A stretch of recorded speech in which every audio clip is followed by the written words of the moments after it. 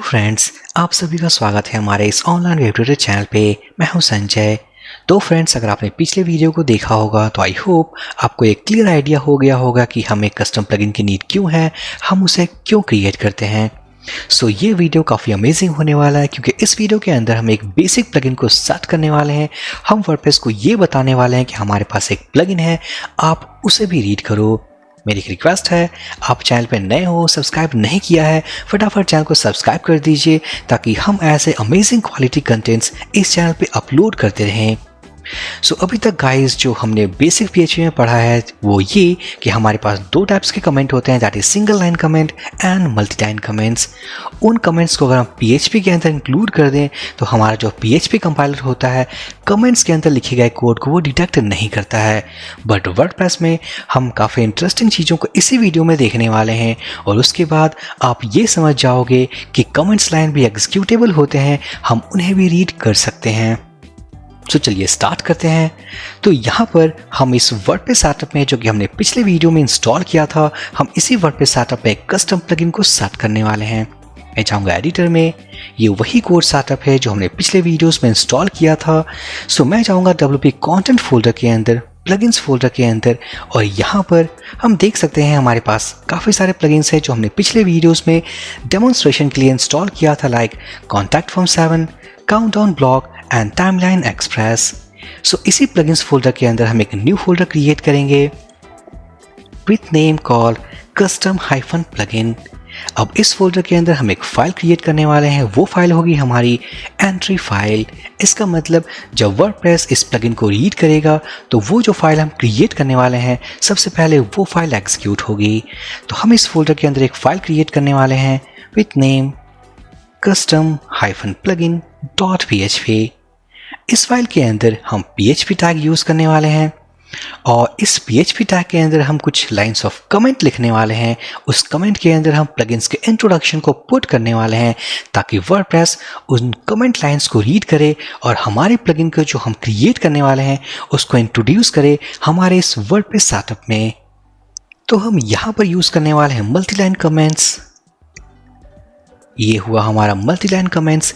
यहाँ पर कुछ पैरामीटर्स हम मीन्स पास करने वाले हैं और वो पैरामीटर्स वो कीवर्ड्स होंगे जिन कीवर्ड्स को अगर सही तरीके से हमने यूज़ नहीं किया तो वर्डप्रेस उन कीवर्ड्स को रीड नहीं कर पाएगा और हमारे प्लगइन को वो समझ नहीं पाएगा। तो जो सबसे पहला कीवर्ड होता है दैट इज़ प्लगइन नेम। तो यहाँ पर हमें टाइप करना है प्लगइन नेम कोलोन। इस कोलोन के बाद हमें पास करना है प्लगइन का नाम। तो फॉर एग्जांपल हमें यहाँ पर जो क्रिएट करना है दैट इज़ कस्टम प्लगइन, तो मैं सैम्पल के तौर पर इसे ही पास कर दूंगा, दैट इज़ कस्टम प्लगइन। इसके बाद जो हमारा नेक्स्ट कीवर्ड है दैट इज़ डिस्क्रिप्शन, और हम एक और काम कर सकते हैं, जबकि ये हमारा मल्टीलाइन कमेंट है तो हम यहाँ पर एक और एस्ट्रिक्ट ऐड कर सकते हैं। सो यहाँ पर हम नेक्स्ट कीवर्ड को पास करने वाले हैं with keyword call description. So this is a sample plugin to learn. यहाँ पर हमने ये सैम्पल डिस्क्रिप्शन पास कर दिया है। अगर आप इन कीवर्ड्स को अगर इस तरीके से पास करोगे तो ये रीडेबल नहीं होगा, हमारे प्लगइन्स को वर्डप्रेस समझ नहीं पाएगा और ये नॉन डिटेक्टेबल होगा। सो यहाँ पर ये कीवर्ड है प्लगइन नेम डिस्क्रिप्शन, और उसके बाद हम यूज़ करने वाले हैं प्लगइन URI। इसका मतलब प्लगइन URL।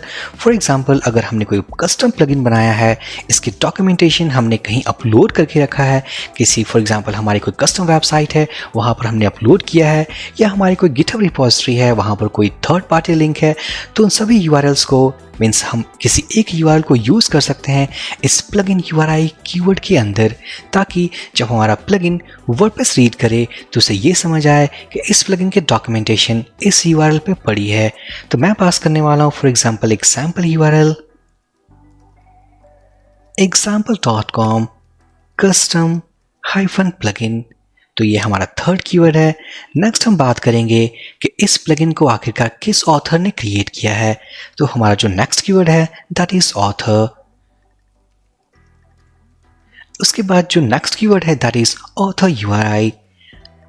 अगर ऑथर का कोई प्रोफाइल है, इसकी कोई वेबसाइट है, इसका कोई ब्लॉग है, तो हमें उसके ब्लॉग के URL को, उसकी अपनी वेबसाइट को हम इस कीवर्ड के अंदर पुट करने वाले हैं।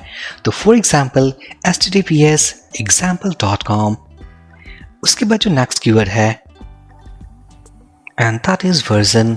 फॉर एग्जाम्पल ये हमारा फर्स्ट प्लगइन है तो इसका जो वर्जन है वो हम 1.0 रख सकते हैं, बट इन केस अगर हमने कोई प्लगइन बनाया है उसके काफ़ी सारे वर्जन हमारे पास अवेलेबल हैं तो हमें वर्जन वाले कीवर्ड को अपडेट कर सकते हैं।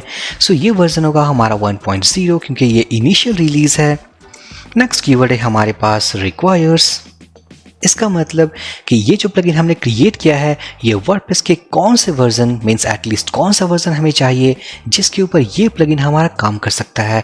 सो रिक्वायर्स एटलीस्ट, अगर मैं टाइप करूँ फॉर एग्जांपल अभी जो हमारे पास वर्जन है दैट इज 6.3.2, अगर हम इसी को मेंशन करना चाहें तो हम इस तरीके से कर सकते हैं। इसका मतलब कि जो वर्डप्रेस का मिनिमम वर्जन है इस प्लगइन को सपोर्ट करने के लिए, इस प्लगइन के साथ काम करने के लिए, वो है 6.3.2। साथ ही साथ हम ये भी बता सकते हैं कि जो PHP वर्जन जिस सिस्टम में हम इस प्लगइन को यूज़ करना चाह रहे हैं उसका जो PHP का वर्जन है वो कितना हो सकता है। सो रिक्वायर्स PHP, और अगर मैं टाइप करूँ फॉर एग्जांपल 7.4 तो जिस सिस्टम का PHP वर्जन 7.4 होगा उसके साथ ये प्लगइन काफ़ी अच्छे तरीके से काम कर सकता है। सो जैसे कि मैंने पहले ही बताया था कि जो हमारे प्लगइन्स होते हैं, थीम्स होते हैं, यहाँ तक कि जो वर्डप्रेस का सेटअप होता है उसका जो बेसिक कोड स्ट्रक्चर है वो PHP में बना है। तो अगर हमने इसका कोड, इसके स्केलेटन, इसके मेथड्स, इसके फंक्शंस अगर हमने लेटेस्ट PHP को यूज़ करके बनाया है तो ऑब्वियसली हमें ये मेंशन करना होगा कि ये प्लगइन हमारे किस वर्जन के साथ कंपेटेबल तरीके से, कंफर्टेबल तरीके से काम कर सकता है। सो यहाँ पर है हमारे पास रिक्वायर्स एटलीस्ट, ये है वर्डप्रेस का वर्जन, रिक्वायर्स PHP, ये है PHP का वर्जन।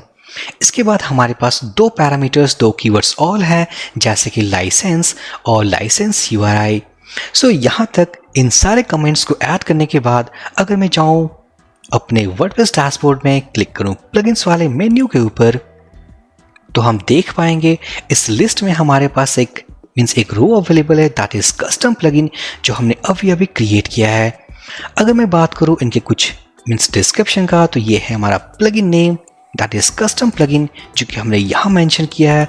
अगर मैं इसे कर दूं कस्टम प्लगइन 1, रीलोड करूं तो हम देख सकते हैं प्लगइन नेम चेंज हो चुका है। उसके बाद है हमारे पास this is sample plugin to learn और ये है हमारा डिस्क्रिप्शन। इसी तरीके से अगर मैं बात करूं वर्जन 1.0, ये वही वर्जन है जो हमने वर्जन कीवर्ड में मेंशन किया है। नेक्स्ट है हमारे पास by sample user. Sample user क्या है? सैम्पल यूज़र ऑथर है जो हमने इसके कमेंट लाइन में मेंशन किया है। नेक्स्ट है हमारे पास विजिट प्लगइन साइट, और मैं होवर करने के बाद अगर इसके नीचे देखोगे आप तो ये है example.com custom-plugin। तो ये थी हमारी प्लगइन URI। सो ये है गाइस हमारे मल्टीलाइन कमेंट्स जिसको हमने इस फाइल के अंदर लिखा है, और इन्हीं कमेंट्स के बदौलत, इन्हीं कीवर्ड्स के बदौलत हम इन सारे वैल्यूज़ को यहाँ पर हम देख पा रहे हैं। यहाँ पर हम एक और चीज़ डिस्कस करना चाहेंगे, वो ये कि अगर मैंने कीवर्ड्स को जो हमने इन कमेंट लाइन्स के अंदर मेंशन किया है अगर वो किस तरीके से गलत हो जाएं, जैसे कि प्लगइन नेम अगर वो इस तरीके से हो जाए तो हमारे पास क्या इम्पैक्ट पड़ेगा इस डिस्क्रिप्शन लिस्ट में। मैं रिलोड करूँगा तो हम देख सकते हैं हमारा वो प्लगइन जो हमने क्रिएट किया है वो अनडिटेक्टेबल है, उसे वर्डप्रेस समझ नहीं पाया है, और एक बार अगर प्लगइन समझ नहीं आया तो उसने उसे लिस्ट भी नहीं किया है। सो सबसे इंपॉर्टेंट कीवर्ड है प्लगइन नेम। अगर डिस्क्रिप्शन में कोई मिस्टेक हो जाए, फॉर एग्जांपल हमारा ये R यहाँ से रिमूव हो जाए, मैं सेव कर दूंगा, सो इट्स ओके, हमारे प्लगइन को इसने फाइंड कर लिया है, बट जो डिस्क्रिप्शन वाला सेक्शन है वो है ब्लैंक। सो मेन कीवर्ड है हमारा प्लगइन नेम। ये जो सारे पैरामीटर्स जो हमने पास किए हैं like description, plugin URI, author URI, version, ये सारे ऑप्शनल हैं। साथ ही साथ मैं आपको ये बताना चाहूँगा कि फॉर एग्जांपल अगर आपने इस कैपिटल N की जगह पे अगर स्मॉल n भी लिख दिया जैसे कि plugin name, so it's okay, उसे वर्डप्रेस समझ लेगा, रीड करके उसे लिस्ट भी कर देगा। इस तरीके से अगर मैं डिस्क्रिप्शन के D को अगर स्मॉल में कर दिया सो इट्स ओके, ये डिटेक्टेबल है। सो ये है कुछ कमेंट्स लाइन जो कि हमें समझने हैं before creating any custom plugin inside WordPress. ये काफ़ी इंपॉर्टेंट है। सो इसी तरीके से हमारे पास दो एक्स्ट्रा कीवर्ड्स होते हैं that is license and license URI। आपको कोई भी चीज़ याद करने की नीड नहीं है। फॉर एग्जांपल, अगर आपके पास वर्डप्रेस स्टार्टअप है, आपने कोई प्लगइन क्रिएट करना हो, कस्टम प्लगइन, आपको इन कीवर्ड्स के बारे में पता नहीं है, सिंपल किसी प्लगइन को ओपन करना है। मैं ओपन करने वाला हूँ कॉन्टैक्ट फॉर्म 7। इसका जो मेन फाइल होगा, उस मेन फाइल में हमारे पास ये सारे कमेंट्स सारे कीवर्ड्स अवेलेबल होंगे। मैं जस्ट कॉपी पेस्ट करूँगा, तो हम इस फोल्डर के अंदर जाएंगे और सर्च करेंगे wp-contactform7.php। तो हम देख सकते हैं ये सारे कीवर्ड्स हमारे पास अवेलेबल हैं। तो जस्ट हम इसे कॉपी करेंगे और अगर हमने ये क्रिएट नहीं किया है, पेस्ट कर देंगे। बस हमें इन वैल्यूज़ को चेंज करना है। तो ये काफ़ी सिंपल है। हमें कस्टम प्लगइन को बिल्कुल ये बताना वर्डप्रेस को कि हमने बनाया है, उसे रीड करे। सो ये थी गाइज हमारे कुछ कमेंट सेक्शंस की understanding to create a custom plugin inside WordPress. आगे आने वाले वीडियोस में हम काफ़ी कुछ डिस्कस करने वाले हैं अपने इस कस्टम प्लगइन के डेवलपमेंट जर्नी में। सो आई होप ये वीडियो आपको काफ़ी अच्छा लगा होगा। सो प्लीज़ लाइक, कमेंट, इस वीडियो को आप शेयर करें, चैनल को सब्सक्राइब करें। सो हम मिलते हैं नेक्स्ट वीडियो में। So for this video session guys, thank you for watching and have a great day.